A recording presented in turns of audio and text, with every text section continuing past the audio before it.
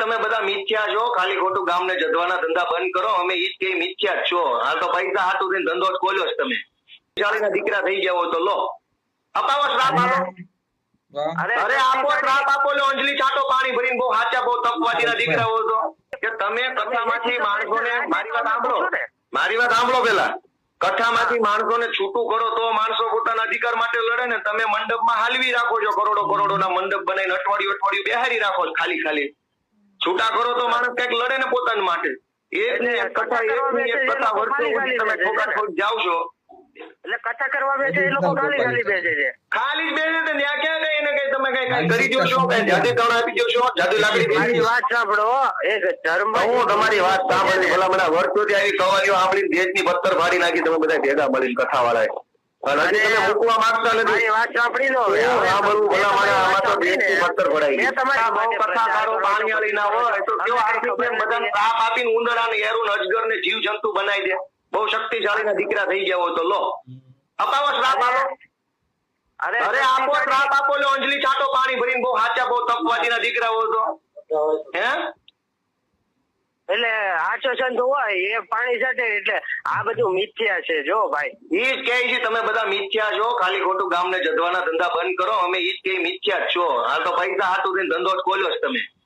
તમારી વાત સાંભળી ભલા મને વર્ષોથી આવી કવાલીઓ સાંભળીને દેશની પથ્થર ફાડી નાખી તમે બધા ભેગા મળીને કથા વાળાએ. કથામાંથી માણસોને છૂટું કરો તો માણસો પોતાના અધિકાર માટે લડે ને. તમે મંડપમાં હાલવી રાખો છો, કરોડોના મંડપ બનાવીને અઠવાડિયું બેહારી રાખો છો ખાલી ખાલી. પોસ્ટો મૂકી એક પાટીદારના આગેવાન થઈ અને આવી રીતે પોસ્ટો મૂકો, એમાં બ્રાહ્મણ ને પટેલો ઝઘડે, એ તમને સારું લાગે? તમને ખુદ ને ખ્યાલ ના મને ન ખબર. મને ભૂલાઈ જાય છે. મારે ઓલું ગજની જેવી મેમરી. બોલ્યા પછી યાદ નથી રહેતું. બોલ્યા પછી યાદ નથી રહેતું. મારે ઓલા આમિર ખાન ના ગજની જેવો રોગ છે મને. એટલે તમે મોકલો જે વિડીયો, હું ચેક કરી લઉં ક્યારે આવું બોલ્યો છું. એટલે કહેવાનો અર્થ એટલો જ છે કે જો હિન્દુત્વની કે હિન્દુત્વ મારે તમારી પાસેથી શીખવાનું છે. હા તો શીખવું પણ પડે. તમે કઈ મને ભાડે રાખ્યો છે? મને ખરીદી લીધો છે? હું તમને અરે તમારા જેવાને તો ખરીદાય? તમારા જેવાને કોઈ ના ખરીદે સાહેબ. ધર્મ વિશે બધાને એ હોય, પ્રાઉડ હોય. બરાબર. મને એમ નહીં, એ પ્રાઉડ તમારી પાસેથી શીખવાનો છે. ધર્મ વિશેનો પ્રાઉડ તમારી પાસેથી શીખવાનો મારે. અમારા પ્રાઉડમાં તમને જે પ્રાઉડ હોય એ પ્રકારનો પ્રાઉડ મને ન હોય. તમારી પાસે પ્રાઉડ ના હોય, પોતાના ધર્મ વિશે તમને માન ના હોય ને, તમારે બીજા જોડેથી શીખવું પડે. જગ મરાઈને શીખવું પડે. એમ નહીં, એટલે તમારી પાસે આનો સર્ટિફિકેટ કોર્સ ચલાવો તમે ધર્મના પ્રાઉડ શીખવવાનો. તમારે એનું માન કરવું પડે. પણ મારે આવું કઈ કરવું જ ન હોય. મારે આવું કઈ કરવું જ ન હોય તો ચૂપચાપ શાની મારી બેહીને દબાઈ દેવાય. બેસવું ન હોય તો દબાઈને બેસવું ન હોય તો દબાઈને બેસવું ન હોય તો એના બાબતે ખોટો અપપ્રચાર ના કરાય. પણ અપપ્રચાર કરવો હોય દબાઈને ના બેસવું હોય તો સાચો નથી. માણસનો ટાઈમ બગાડવાનો ધંધો છે. માણસનો ટાઈમ બગાડવાનો ધંધો એટલે કથા છે ને. દરેક કથા માણસનો ટાઈમ બગાડવાનો ધંધો છે, રૂપિયા બગાડવાનો ધંધો છે. કથામાં બીજું કોઈ વસ્તુ નથી. છોકરાઓને કથાકાર બનાવજો અને રામના આદર્શોને પાળી અને તમારા ઘરવાળાને ઘરેથી કાઢી મૂકજો, કેમ કે તમે રામને આદર્શ માનો છો, અને કઈક મૂકી આવજો. મિત્રો તમે આ ગોપાલ ઇટાલિયાનો આ વાયરલ ઓડિયો સાંભળ્યો ને? આવી તો સનાતન હિન્દુ ધર્મ વિરોધની ગંદકી આ ગોપાલ ઇટાલિયાના મગજમાં ઠાંસીને ભરી છે. આ છે ગોપાલ ઇટાલિયાનો અસલી ચહેરો. આ ગુજરાતની જનતાને મૂર્ખ બનાવવા, ગુજરાતના યુવાનો, ગુજરાતના ખેડૂતોને મૂર્ખ બનાવવા માટે થઈને આ ગોપાલ ઇટાલિયા પોતાની જાતને આ ઈમાનદારીના ધાબળાની હેઠે છુપાવવાનો પ્રયત્ન કરી રહ્યો છે. આ ગોપાલ ઇટાલિયા ક્રાંતિકારીનો દીકરો હોય એવું ગણાવીને એ ધાબળાની નીચે પોતાની જાતને છુપાવવાનો પ્રયત્ન કરી રહ્યો છે. પરંતુ જ્યારે તમે આ ઈમાનદારી અને આ ક્રાંતિકારીના દીકરાનો ધાબળો હટાવો ને, તો એ ધાબળાની નીચે આ સનાતન હિન્દુ ધર્મ વિરોધી ગોપાલ ઇટાલિયા છુપાયેલો છે. આ અર્બન નક્સલી વિચારધારા ધરાવનાર ગોપાલ ઇટાલિયા છુપાયેલો છે. આ વામપંથી વિચારધારા ધરાવનાર આ ગોપાલ ઇટાલિયા ધાબળાની નીચે છુપાયેલો છે. આ છે ગોપાલ ઇટાલિયાની અસલિયત. આ છે ગોપાલ ઇટાલિયાની અસલી માનસિકતા.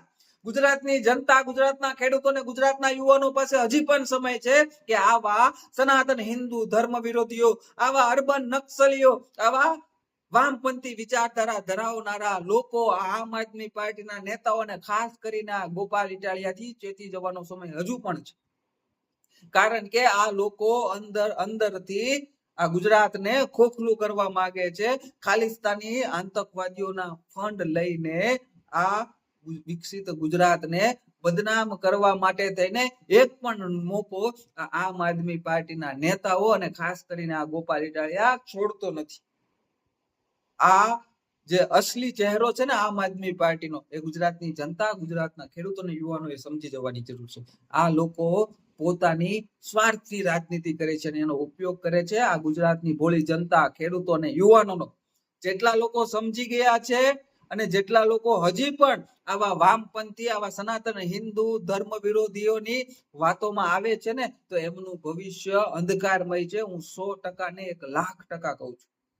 કારણ કે જે પોતાના ધર્મના નથી થયા, જે સનાતન ધર્મમાં જેમને જન્મ લીધો, એમનો ગર્વ કરવાના બદલે સનાતન ધર્મને રાત દિવસ કોસવાનું જે લોકોએ આમ આદમી પાર્ટીના ગોપાલ ઇટાલિયાએ કર્યું છે, જો તમે એનો સાથ આપો તો તમારાથી મૂર્ખ માણસ કોઈ નથી. જે ધર્મનો ના થયો એ આ દેશનો, આ રાજ્યનો અને આ રાજ્યના લોકોનો કઈ રીતે થઈ શકવાનો?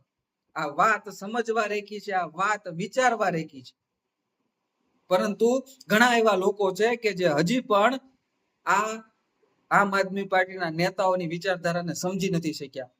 હજી પણ સમય છે, સમજી જજો. હજી પણ મોડું થયું નથી. આ ગોપાલ ઇટાલિયા હોય કે ચેતર વસાવા હોય કે અરવિંદ કેજરીવાલ હોય, હર હંમેશા સનાતન હિન્દુ ધર્મને ટાર્ગેટ કર્યા છે. અને આ ગોપાલ ઇટાલિયામાં, ચેતર વસાવામાં, આ અરવિંદ કેજરીવાલમાં દમ હોય, મર્દના દીકરા હોય તો કોઈ અન્ય ધર્મના ધર્મ ગ્રંથો, કોઈ અન્ય ધર્મના ધર્મ વિશે બે શબ્દ ખાલી હલકા પ્રકારના બોલાવી બતાવે તો આ બધાનો મર્દના દીકરા ગણું. નહીં બોલે, કારણ કે એમને ખબર છે કે ત્યાં પછવાડા લાલ થઈ જાય.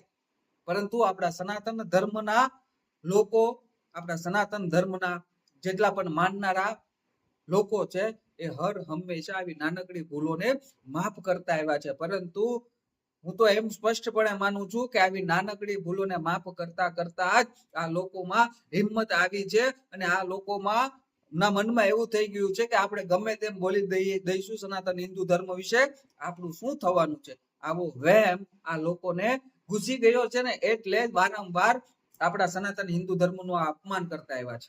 અને છતાં પણ આપણા અમુક આ પાગ્યાઓ, આ મફતિયાઓ, આપ્યાઓ હજી પણ આવા લોકોને ખંભે બેસાડીને એમના નામના જયકારા લગાડી રહ્યા છે. હવે આ લોકો ધર્મના નથી થયા તો આપણા કેથી થવાના? આ જ વાત ગુજરાતની જનતા, યુવાનોને, ખેડૂતોએ સમજી જવાની જરૂર છે. મિત્રો, હજી સુધી તમે આ પેજને ફોલો કે લાઈક ના કર્યો હોય તો આ પેજને ફોલો અને લાઈક જરૂરથી કરી દેજો અને સાથોસાથ આ વિડીયોને શેર કરી દેજો.